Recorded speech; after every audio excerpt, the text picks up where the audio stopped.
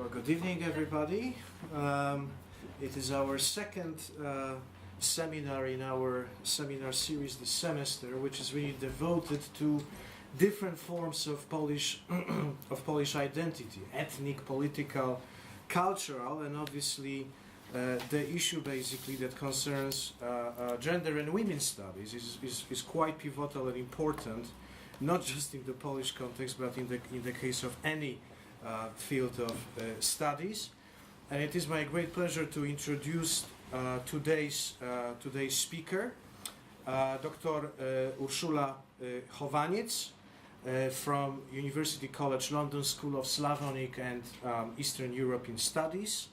Ursula finished her PhD in Polish literature at Krakow's Jagiellonian University in 2004. And since then, she has devoted herself to Polish studies, both in Poland and abroad, advancing her research profile on comparative Slavonic literature, developing new Polish language learning methods for students of Polish culture and literature, and building up a network of scholars, writers, and artists through numerous conferences, workshops, and seminars. The first time I actually met Ursula was in 2013, in December, I believe, 2013, when Ursula organized a high-profile event featuring Joanna Rajkowska, one of the leading Polish contemporary artists.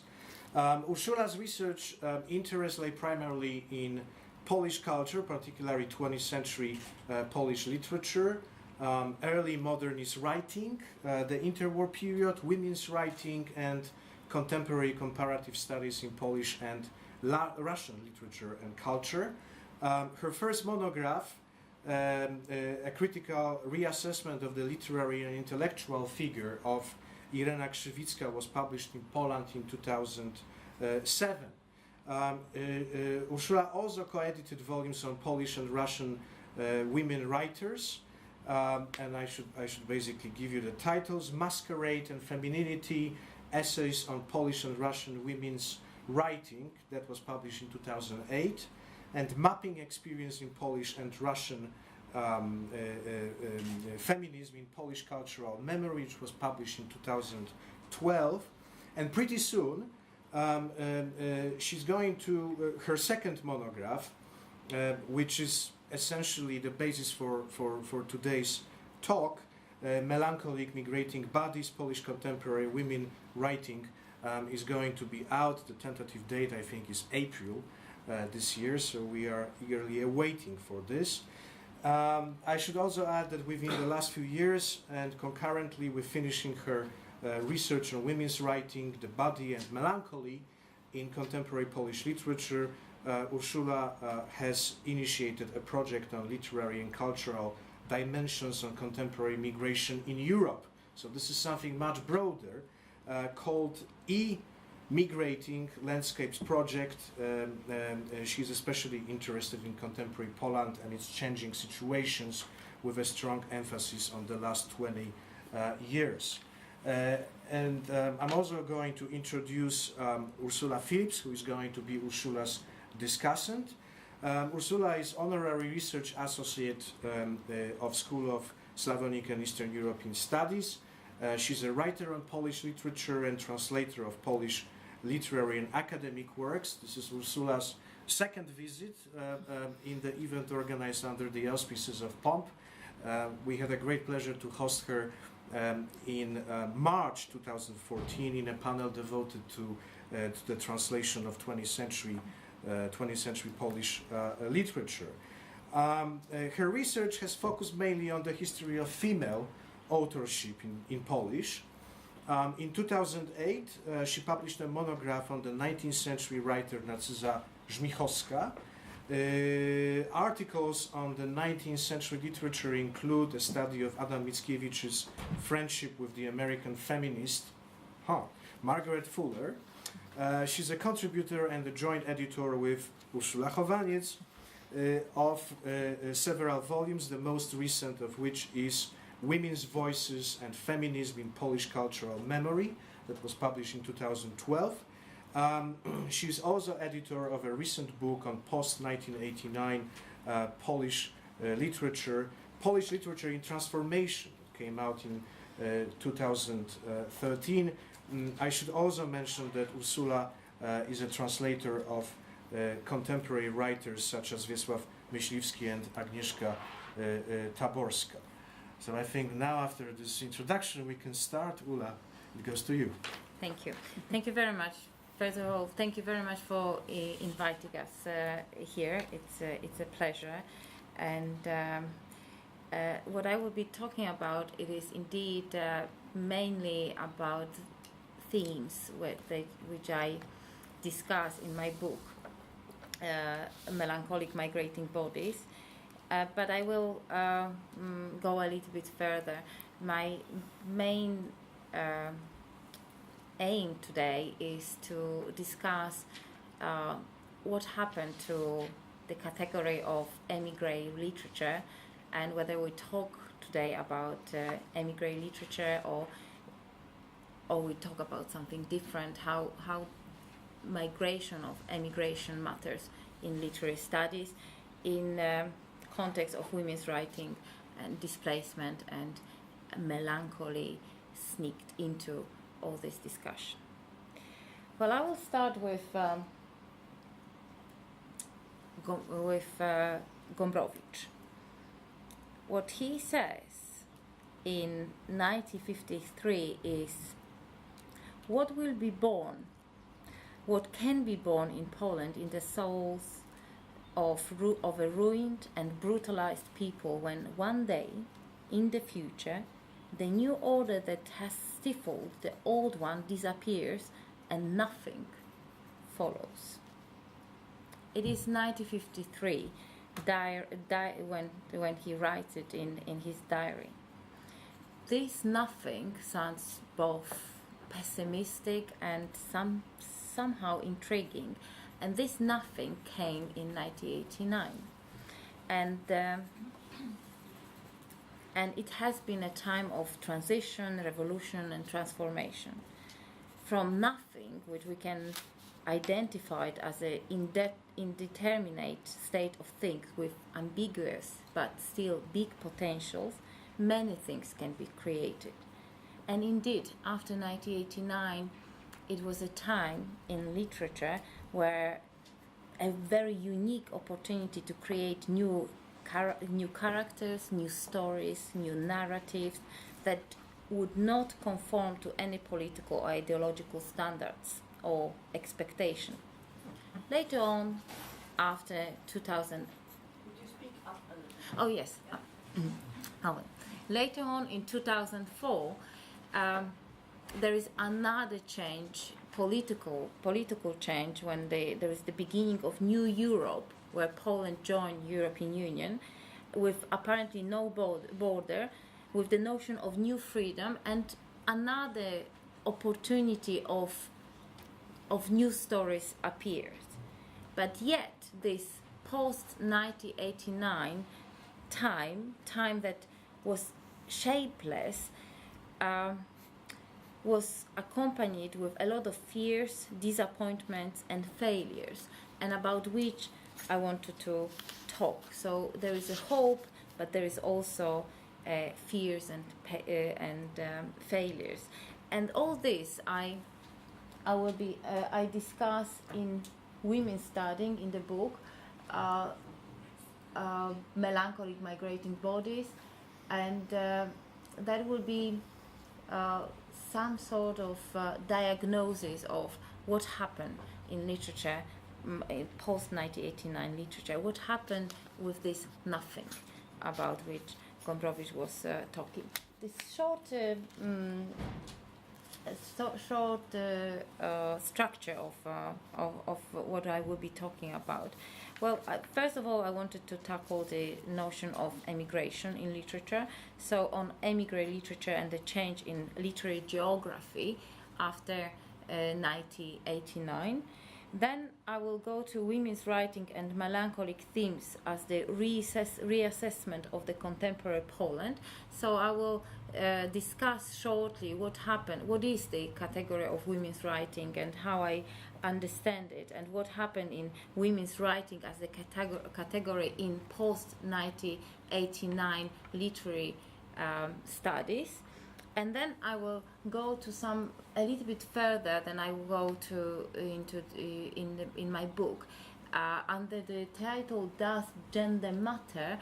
I want to talk about a book which I didn't like. So I will talk. It is very risky gesture to talk about a book which you hate, because then the author will hate you, and. But I will tell you a little bit about one book which I find especially dangerous in terms of reinforcing stereotypes of what is emigration, or what is the connection between emigration and literature. So let's start with the emigre literature. Well, as we all know, the 1989, the year was a year of birth of a new period in Eastern European literature, especially in Polish literature. It's some sort of moment that we start the contemporary periodization of Polish literature. But also, it is also the time of many deaths and ends. There was announced the end of communism, the end of history, the end of emigre literature.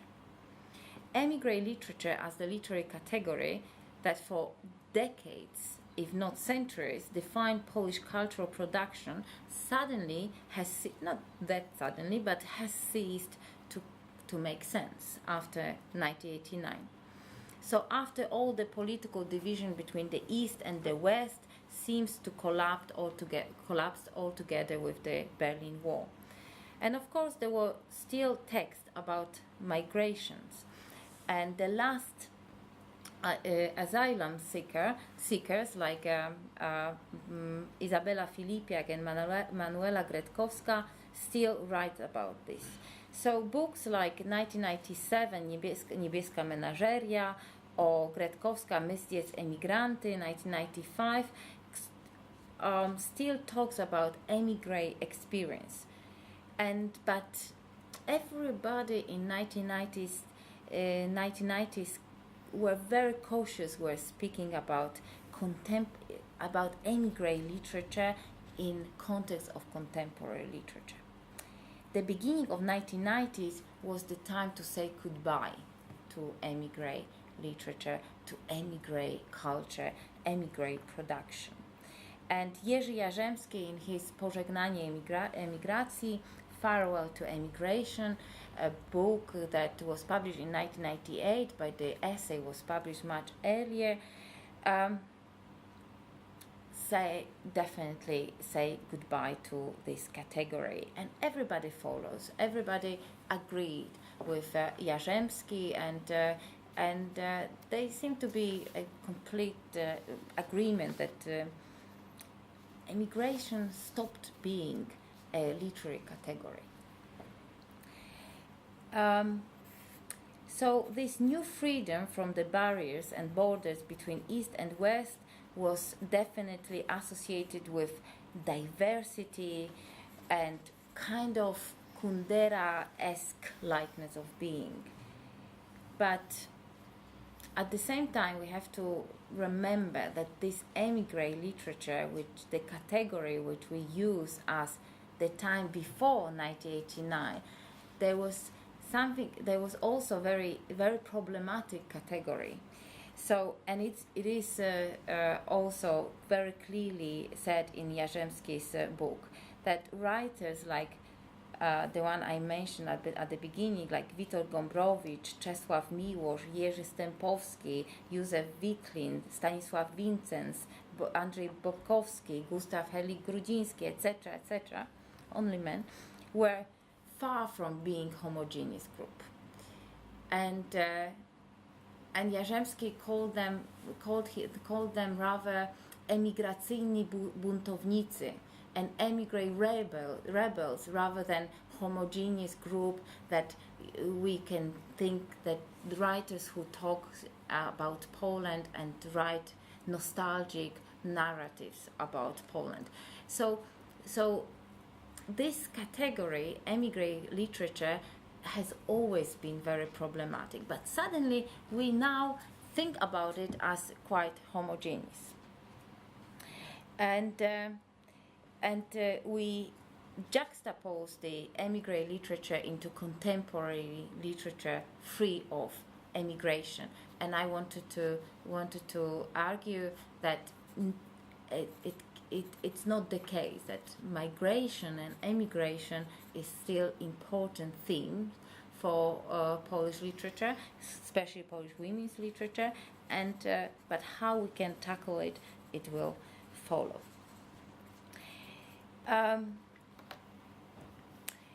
I believe that emigre literature as a term has always been very politically determined, and this is why this 1989 is some sort of end indeed.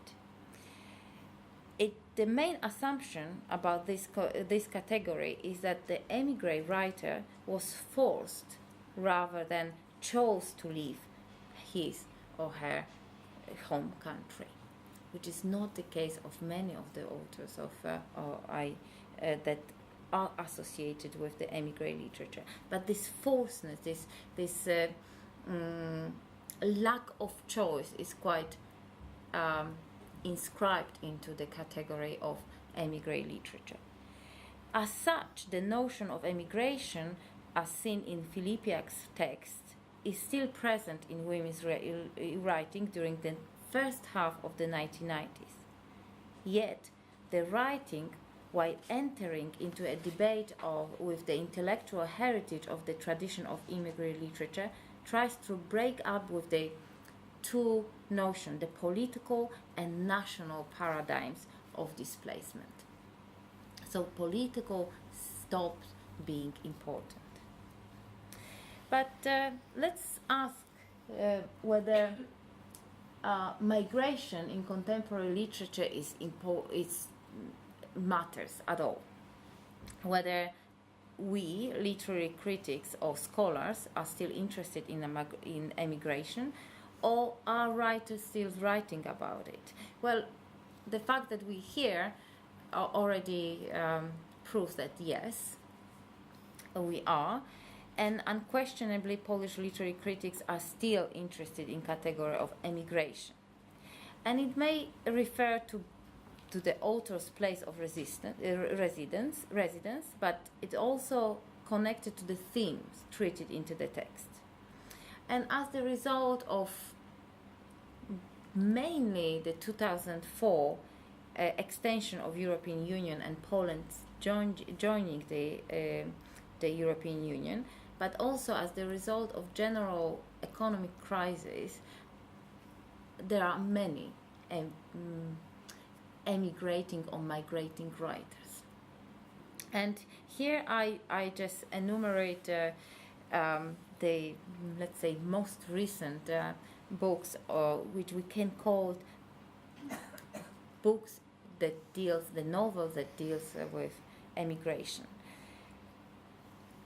This is Violetta Grzegorzewska, Notes from the Island, Marek Grzegorzewski, Dame de Source, Grażyna Plebanek i Legal Liaisons, Katarzyna Tubylewicz, Rówieśniczki, Piotr Czerwiński, Nation in Between and The Peel of Freedom, Bakalar, Madame Mephisto, and Jan Krasnowolski, Afrykańska Elektronika, African Electronics, which the book about which I will be telling you at the end of the lecture, so you already know what I think about it. So there is a production that deals with the migration and emigration. So the question about the end of emigre literature has to be somehow tackled. What happened with the migration? How can we discuss nowadays, especially that as you see already here, there are many women that deals with displacement, some sort of displacement. Well, definitely there is the difference. The émigré literature is the category that is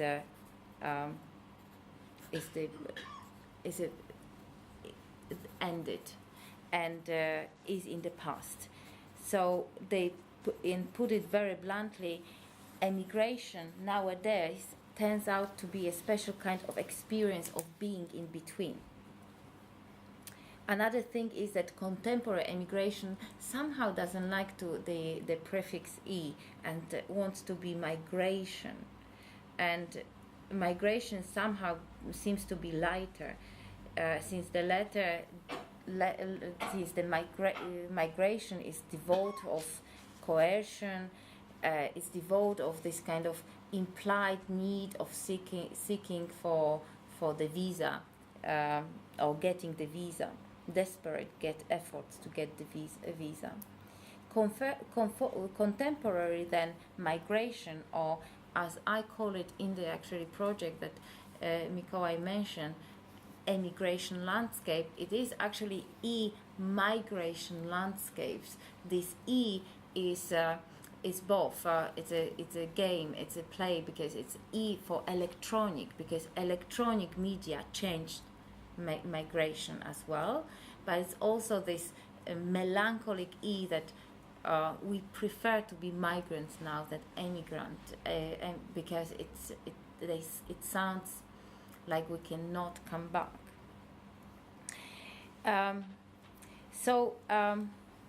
But the contemporary immigration, it's in literature, it's specific. It has a specific connection to the theme of difficult laws of language, and the laws, especially difficult to accept that it seems to be a loss on request. We can all them can come back to country. So why do they complain about this displacement? Why do they complain about this emigration? Well, they can come back. So it seems to be a choice, but the choice that it's still not a good choice, because it always gives you the notion of dislocation, and you see here. This is where the melancholy comes in. The connection between dislocation, loss of language, and therefore melancholy comes. Melancholy like a loss that is unidentified, because it's not loss of the country like in the traditional understanding of émigré literature. It's a loss of something which is very difficult to touch, to phrase. The loss of the Filipiak calls it osmosis between the language you speak and the reality you touch. So basically the language that you understand as yours. And we see it, for example, in Grzegorzewska 2011, this book, Notes from Island, Notatnik z Wyspy. Notatnik z Wyspy is a very niche production, and it is a tiny little book, which is basically a very personal notes about migrating mother and living in the Isle of Wight, in this very small town of Ryde, and she feels completely lost. She doesn't really speak English. She has to deal with 2 children. It's very autobiographical, but we can read it both ways, and as completely fictional text. And what is very interesting is the language and the gaps between mother and children. I give you a short quotation from this text. And in here I have a translation of this quotation by the translator of Violeta Grzegorzewska, Marek Kaźmierski, but if you don't mind, I will read it in Polish. Zaczyna mnie intrygować i dziwić język polski. Etymologia, oswojone metonimie, elipsy, frazeologia i zaimki zwrotne, których nadużywamy. To, co od urodzenia przyjmowałam jako swoje i naturalne, zaczyna się we mnie wytrącać i coraz trudniej mi posługiwać się rodzimym językiem. A angielski? Wciąż w moim umyśle jest w zarodku, który być może nigdy się nie rozwinie. Ani mnie parzy, ani ziębi. Panie de Saussure, tak się urządziłam. I gdzie mam teraz wyjechać? W jakim języku siebie odnaleźć? The intimate protagonist, the intimate diary and its protagonist, which we can call protagonist Grzegorzewska, struggles with her melancholy, the melancholy of losing herself. And through writing, she overcomes the melancholy and finding her new place, slowly discovering the pleasure of acquiring a foreign language. This struggle frequently results from an emigration question about language and one's own identity. And this connection between language and one's own identity, it goes into another question, the question of identity. Identity stops being a stable identity, it changes. And one very striking phenomenon in migration is what Grzegorzewska also very clearly writes about, is the loss of common language, a language of between me, my home, and outside. And for example, the native language, the mother tongue in English, the father tongue, język ojczysty in Polish, of the children of migrants is neither the language of mother or language of father. So there is no common languages between generations, and generation is also very important here. There is some sort of dialectics between lack of understanding the new language and the loss of some sort of comfort of using your own language. And mother, the figure of mother is very important here, because it seems to be like in the works of women's writing, they focus on movement, change, on location, and they seem like mothers who look after the loss of that comes. So the motherhood seems is in here. It's very important in the terms of understanding the text, like we have it in the in Grzegorzewska. Coraz trudniej posługiwać mi się rodzimym językiem. So I'm losing the family connection, the mother, I'm losing the language as I am losing the mother thing. And this is this melancholic notion of losing something that we come from. But at the same time, you see, in this very very fragment, in this very text, that there is an element of looking for something else, of looking for an English, perhaps it never progressed, it's never gonna be developed, but I'm still kind of looking. I'm trying to seek for myself somewhere else. And in this moment, in this element, in this fragment, there is another thing that in women's writing, when we talk about displacement, melancholy, there is melancholy in women's writing is when it's tackled, has one very important aspect. It very often is used as the critical, as a critical look into the home culture. So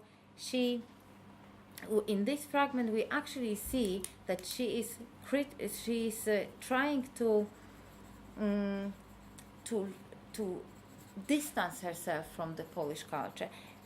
Od urodzenia przyjmowałam jako swoje i naturalne.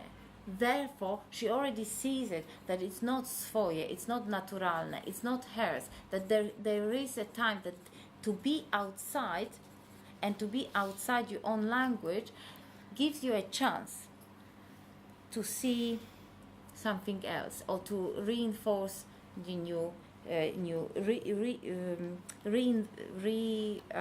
reassessed your own culture. So only the one who is from somewhere else, or who have seen something else, traveler, immigrant, migrant, vagabond, can see home in the different light.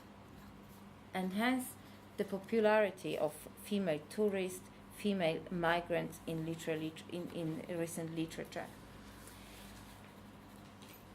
When we also talks about this emigre literature, we can also very quickly summarize the question about emigre literature in finding what are the main several features of traditionally understood emigration literature, and how it is connected to contemporary emigration literature. First of all, I see it that there are various contextual determinants. For example, very hermetic character of the literary production. So something which I called closedness of literary circles and emigre literature. This what is called by Jaworski zamkniętość of the literary, so the limited emigre circles, limited audience, and limited access of the language. And again, the question of language appears. And these three determinants, so the political situation that makes the circle closed, the psychological closedness, so the psychological zamkniętość, because the authors write in the language that can be read only by the limited audience, and also the limited publishing possibilities. All these three, the traditional determinants of the emigre literature, cease to exist after 1989. In contemporary text that deals with migration, these things doesn't matter. There is political context doesn't matter really at all, and the limited audience and limited publishing possibilities doesn't count, because there is this electronic possibilities. There is a global element to literature and literary production, and most of the books that I enumerated before are actually published in Poland. So they do not have borders. And in this sense, it is very important to see the problematic element of dealing with emigration and literature. And therefore, what I suggest to do is to talk about migration in literature, or literature of migration, or I suggest the term which is called inscription of migration. And by inscription of migration, I mean to use migration as interpretative contexts. It is either thematic context or the context of author living in the outside. And usually the thematic context is quite simplistic. They talk about migrants, and it's quite problematic, as we see. Sometimes it's quite problematic. It's full of stereotypes, full of over generalizations, as we will see at the end of this lecture. But there is very interesting when we talk about books that has nothing to do with migration, but when we know that the author is migrant, or someone living abroad, the text opens up. And something which we see, for example, in Violetta Grzegorzewska, Guguły, Unripe Fruits. This text has nothing to do with abroad, being abroad. It is about very tiny little town in Poland, and about growing up in this town, and how everything seems to be, and it seems to be some sort of mythical talks about childhood, and it's read by many of the readers or critics as some sort of Bildungsroman.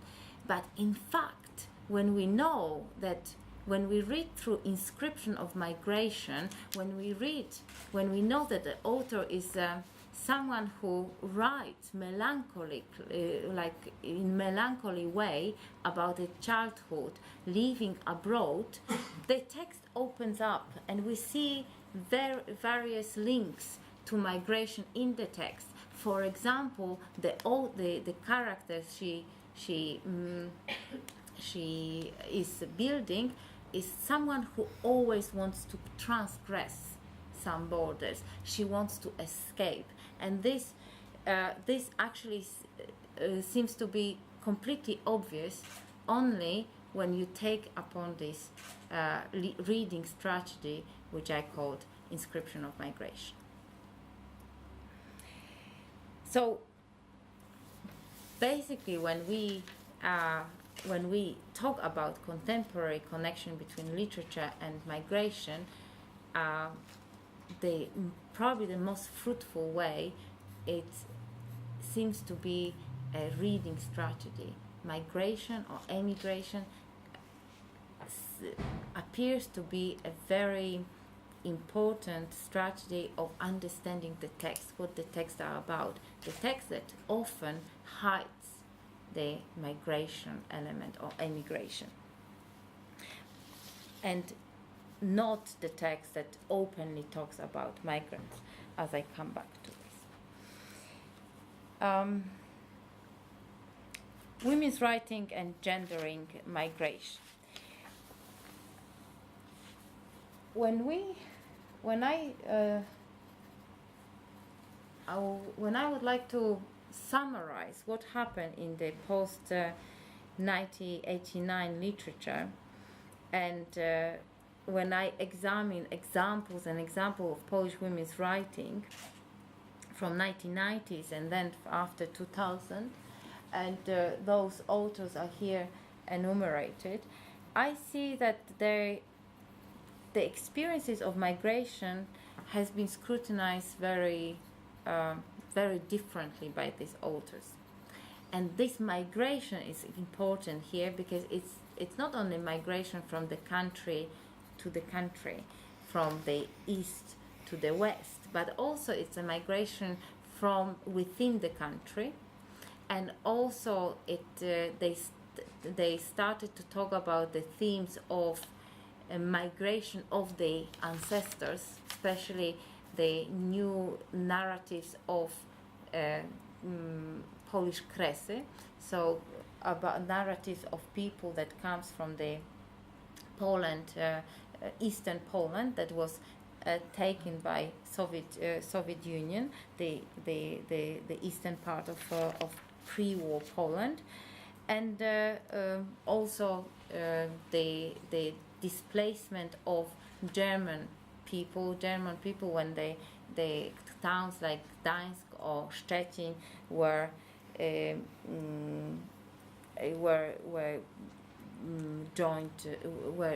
become Polish after the Second World War. And I see the most important shifts and in cultural understanding of migration. The first is the shift from the notion of a stable identity to the variable identity, the identity that changes depending on place, cultural neighborhood, and what is probably most important, language. I change with my language. I change with how it when I use other language, and it's not change. It's not fluid change. I mean, the text that talks about free users, free people that changing easily language are very simplistic, but there are texts like in Damn the Source by Marek Kazimierski of written in Ponglish, and this text actually shows how difficult it is to be outside and how difficult to be in foreign language, but still you change. The second shift is from the narrative of locality to the one of locality. I'm sorry. And by locality I mean the mixing element of locality and global, and that is it's omnipresent. All in every narrative we have the reappearing elements of recognized by global culture. So the elements, behavior, and languages, such like McDonald's or global language of English, all the time used by the characters or the same, let's say, TV series, and these elements are also very important. There is something you cannot escape from, or there is something you always find wherever you are. So what's the point? What's the point of traveling? The migrants ask, and the migrating narrative asks. And the third shift, which I find very important, is from the universalized experience of migration, or migration to the migration which is a gender experience of displacement. And where the feminine is especially emphasized, because universal, as we already know from Simone de Beauvoir, is actually masculine. So there is a very important shift from I, migrant, to I, migrating woman. And I stress it, I, migrating woman, because I, migrating man, it's actually not a problem. It's a women characters, women travelers, like that, the one that had to be redefined, had to be introduced to Polish reading. And this gendering of migration, it is not as much as the problem of talking about women's writing as talking about the authors, but gendering migration is very important in terms of looking very carefully into characters that are created, into how they are how they repeat the same normative how they are constructed. So either if they are traditional, or they repeat heteronormative structure or any kind of normative structure, how they are vis-a-vis traditional. And in this element, this gendering of migration, it is very important to see the difference between women's writing and other writing, which we would come back to at the end of this lecture. And this I will see this shift in all these authors which I mentioned. These are not all of them, because it would be impossible to enumerate all of them, but many of these authors get another element of migration that is connected to melancholy. Women's writing, as the writing of emigrating between border, destabilizing world, ever-changing identity, also reinforce one theme, the theme of the body. And all of the above-mentioned authors situate their literary protagonists into moments of destabilization of the healthy portrayals of the body. Healthy bodies are invisible, in fact, and they're only mentioned in general, purely aesthetic terms usually. The moments of bodily destabilization are the moments of sudden wounds, disgust, spots, bleeding, image of excrements, menstruation, white hair, nails, peeling skins, etc., etc. And all these are appearing in this women's writing, and body seem to be very, very important in the portrayal of disturbed body. So and it's connected to melancholy, which is in fact the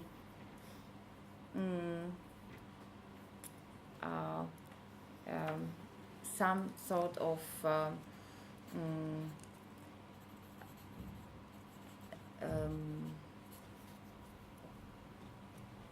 death drive. So in the bodily what I call the ruin, or the ruined body, is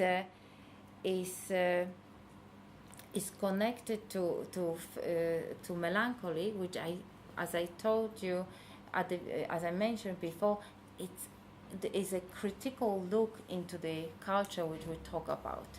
And in this way, I read melancholy as not the typical and the traditional withdrawal from the culture, but melancholy in women's writing, in the writing that in the new writing, is a critical look into the culture, and that critical look is reinforced by the migration.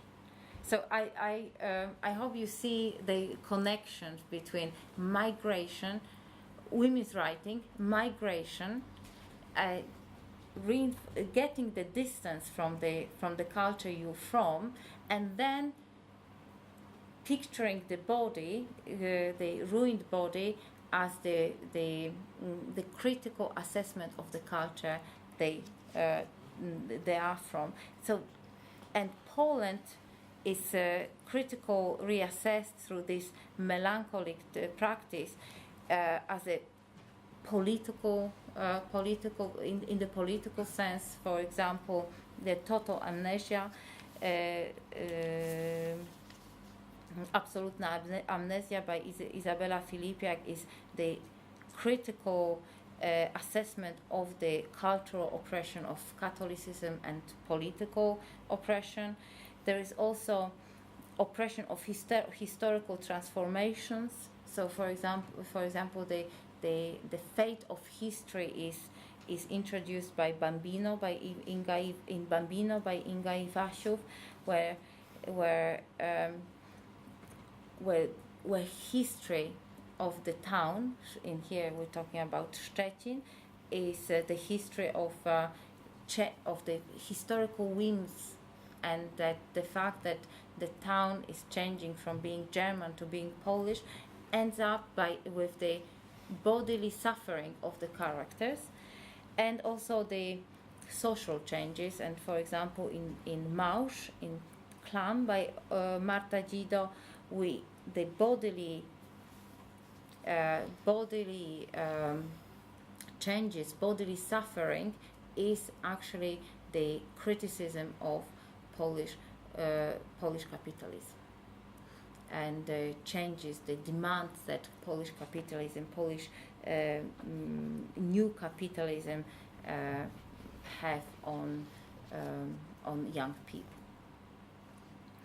And these ruined cultural images of the body can be seen at the same time as melancholic ways of challenging tradition, as well as the challenging normative contemporary culture.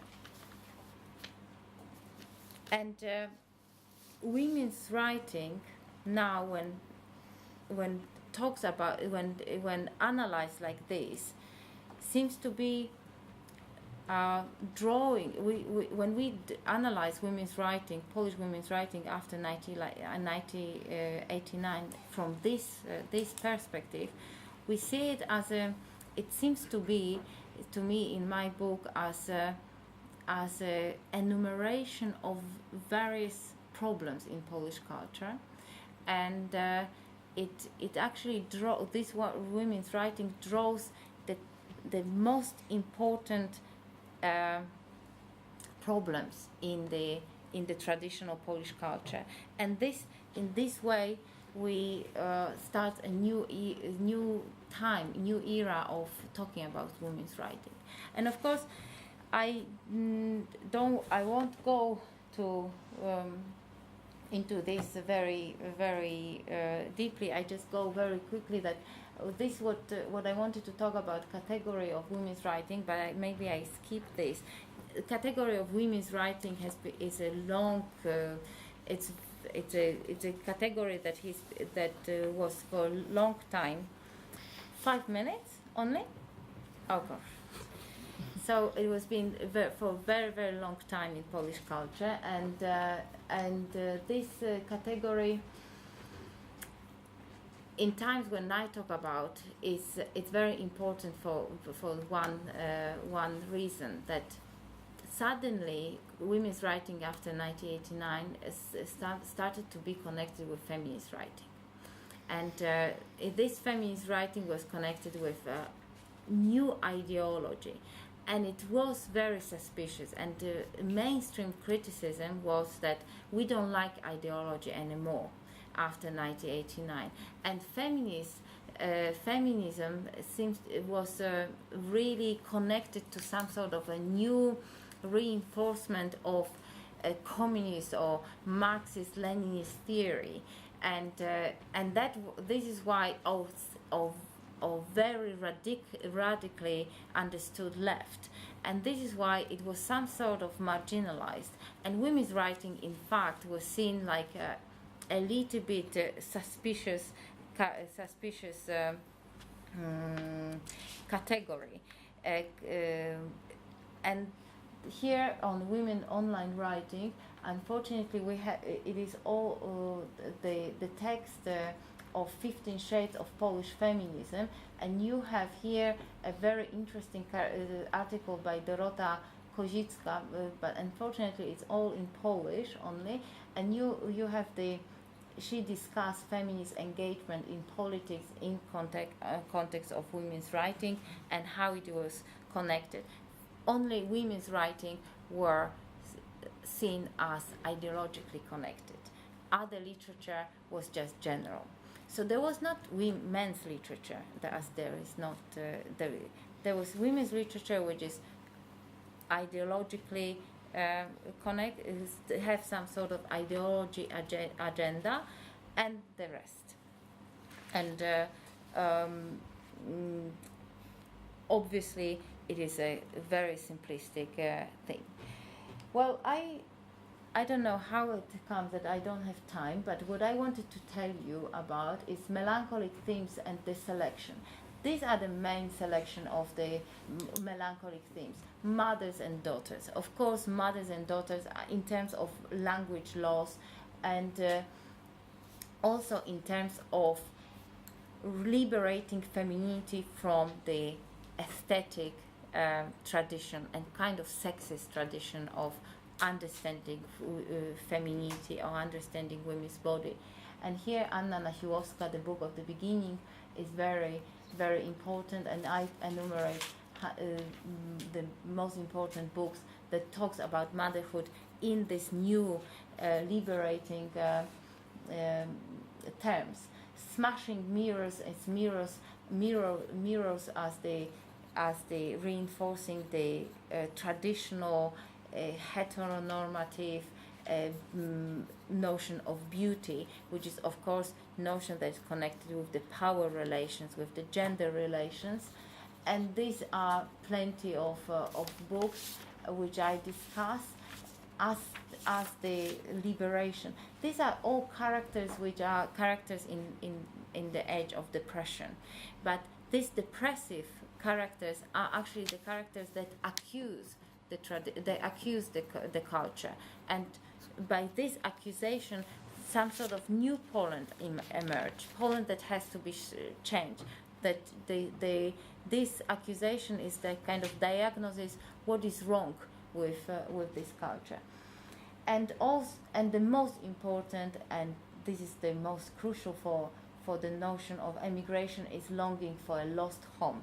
This home is never found in women's writing and in any literature, and probably can never be found. But what I wanted to talk about, and I don't have time, is basically about those authors Izabela Filipiak and Manuela Gretkowska and their understanding of migration.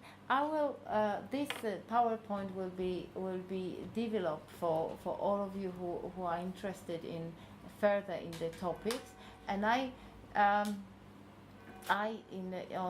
on my blog will also have the outline of this lecture on how Izabela Filipiak in this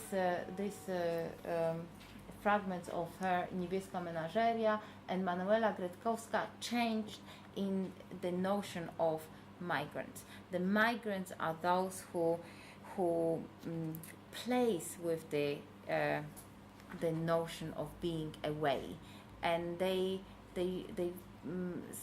don't want to be Polish anymore.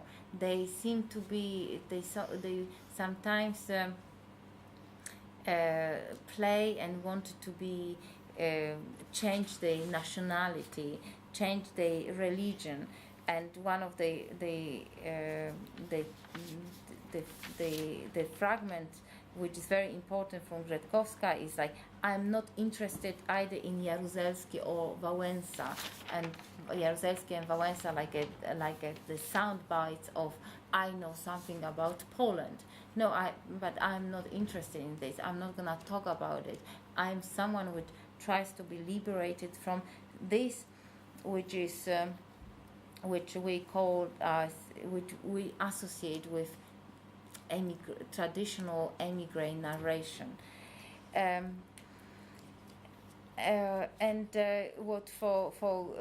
in Manuela Gretkowska is also very interesting moves from she's from changing the interest from the centralized cultural themes from the as politics, men, Christ suffering, and her characters wanted to talk about cultural margins, so not central but margins, or traditionally understood margins like private experience, my experience, women, and not Christ. There will be the notion, there will be a suffering and the story of Maria Magdalena. I give you, it's just the very general, just few notes of this book.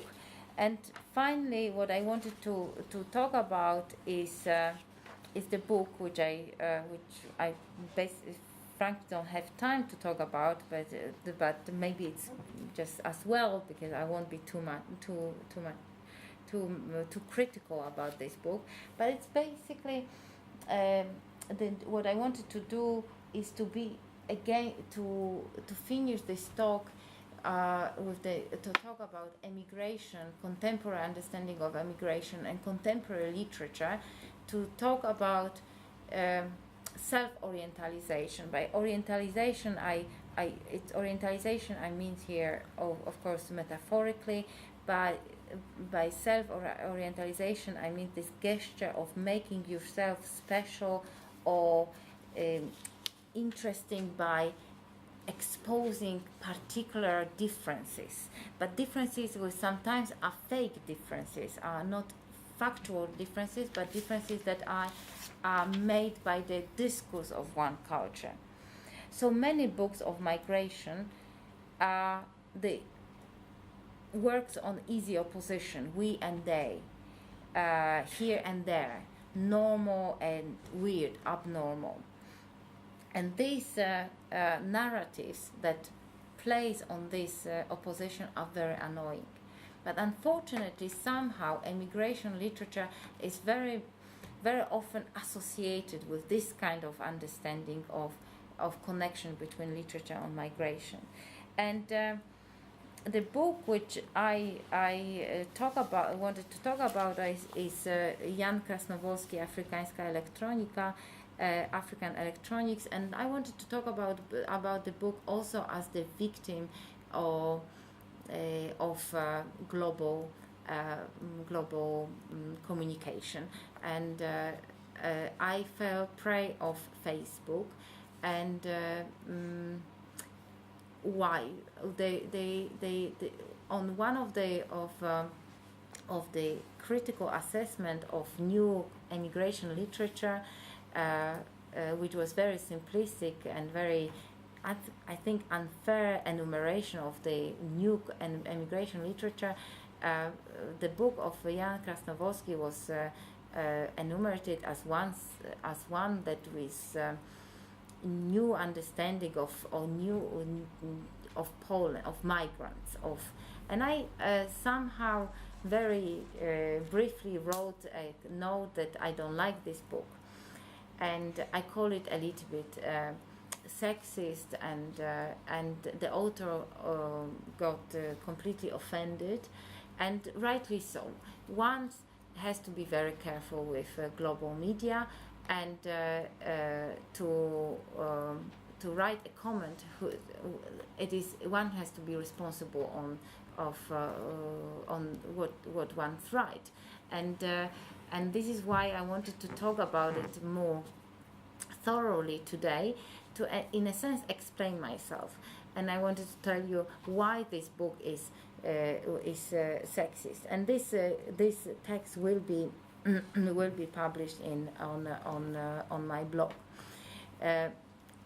Basically, what the author does is to create a character emigrant in 5 different short stories, and the emigrant is someone that looks into at the culture outside as someone with the privileged position. It is a Pole, and the Pole with some sort of superiority complex, someone who knows better, who sees the different people. He sees things that happening in London and outside London, basically in UK, in the position that is that seems to be objective observer, but in fact is someone that reinforced quite sexist look, with a lot of description of women's body, very colonial look, with reinforcing the characters of African people that still deals with voodoo, etc., etc. The trick with this book is that it seems to be very ironic narrative, and in fact it is quite funny at times. But what is my argument against this kind of this kind of narrative is that in irony one has to be very careful, because irony can be double-edged sword.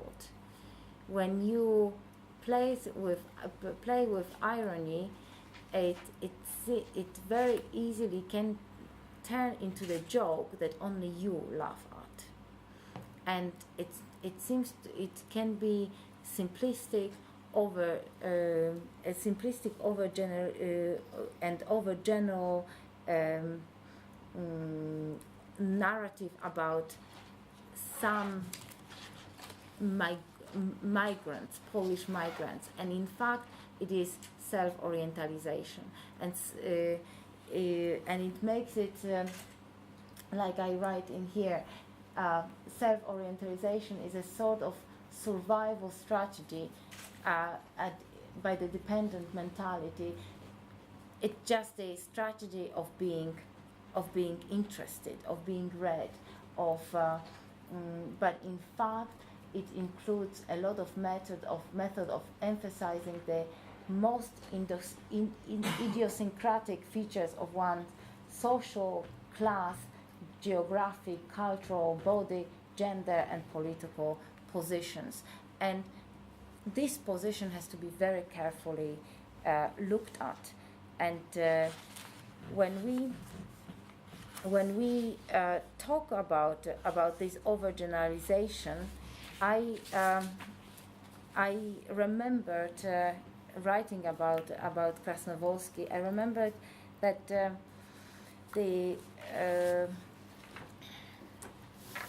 I remember Gombrowicz, and with Gombrowicz I end up. I finish this talk. Gombrowicz, when he wrote once about emigre literature, he talked about emigre literature as emigre press. I'm sorry, as being a little bit like a hospital soup. He said a hospital where the patients are given only soup that are easily digested. And in narrative that deals with emigration, a narrative that plays with the strategy of opposition, we and they, the other, has to be very carefully written, because they can end up to be very easily digested. Why open wounds? Why add more rawness to the wounds life has already afflicted upon us, right in Diary Gombrowicz? And therefore, emigre literature, in simplistic understanding of this category, can be understood as a very simple story of migrant, very simple narrative. And fortunately, the women's writer presented here, or the women's writers I talk about in my book, they bravely revisit some wounds and stand up against the social taboos, heteronormative culture, habits, stereotypes. They try to avoid the mistakes that the narrative of Krasnovolsky does, the narratives that seem to be attractive by making Poles a little bit weirdos, a little bit different, making them a little bit special with the messiah complex. And by this, I think, by this standing up against the social taboos and cultural tradition, I think this is the lesson that we can learn from women's writing. This kind of transitional nothing that we start from with Gombrowicz is shaping into the shape of something new, of Poland that maybe still is in the demand, but still it maybe still is to be awaited for, but at least we kind of know what we don't like. And this is, I think, the victories of women's narrative of in contemporary Poland. Thank you. Thank you.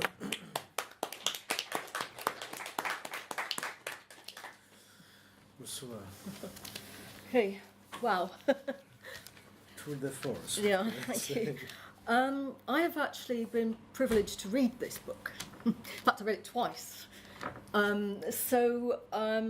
Whilst I will react a little to some of the things that Ursula has actually presented today, I'm actually going to put what she said today in the context of the book, which actually deals with rather more. And focuses almost exclusively on writing by women, by females.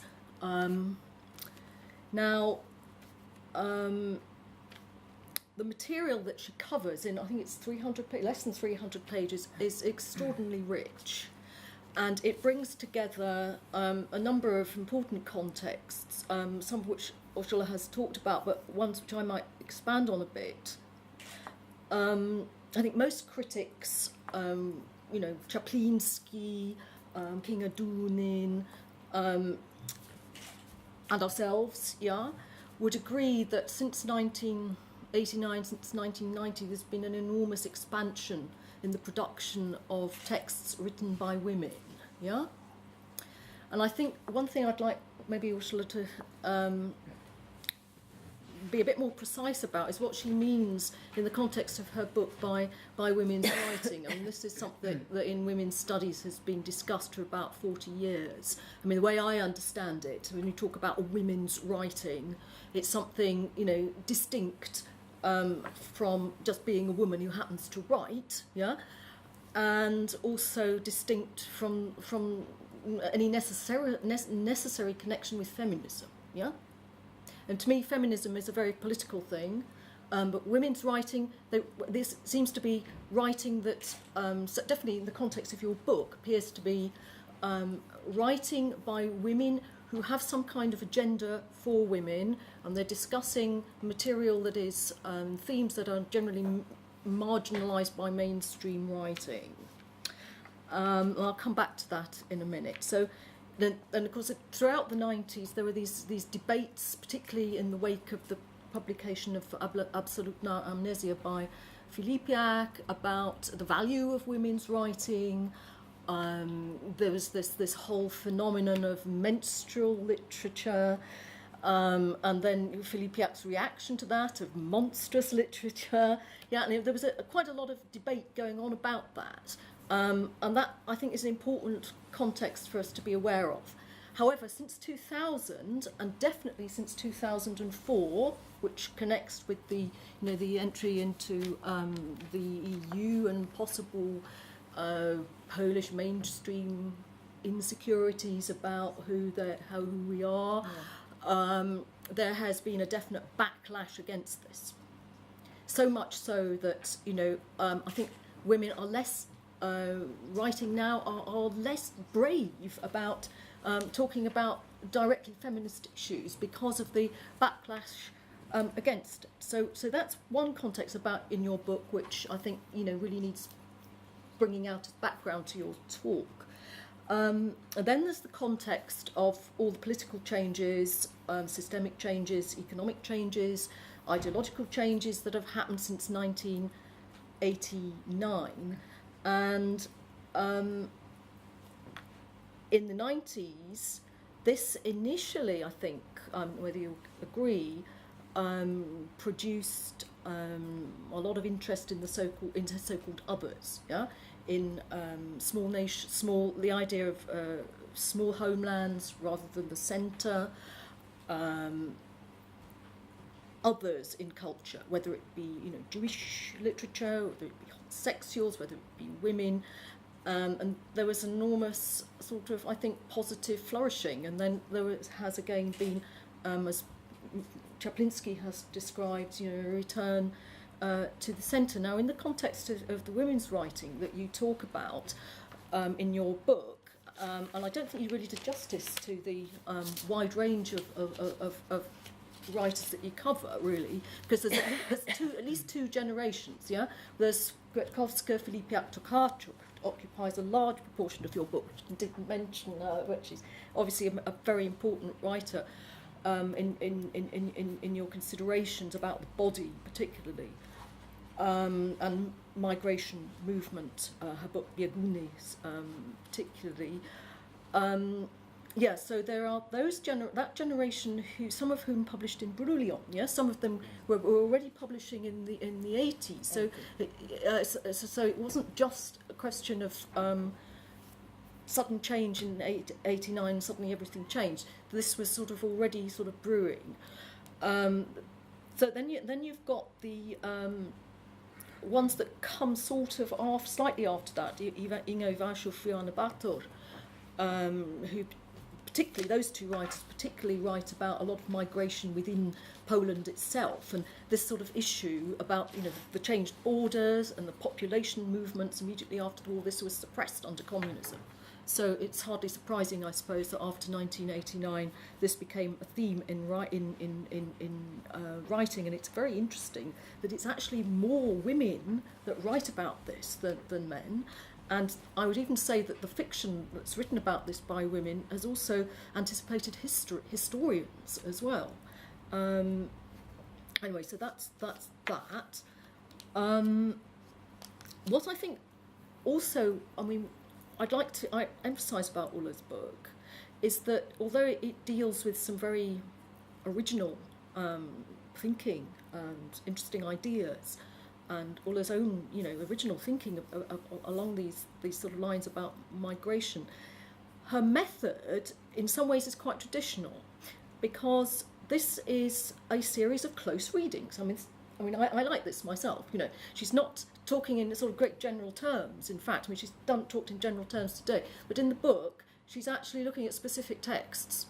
And she's actually analysing specific texts with, you know, close readings. And I find this is a very, you know, convincing way of actually backing up, you know, some of the ideas.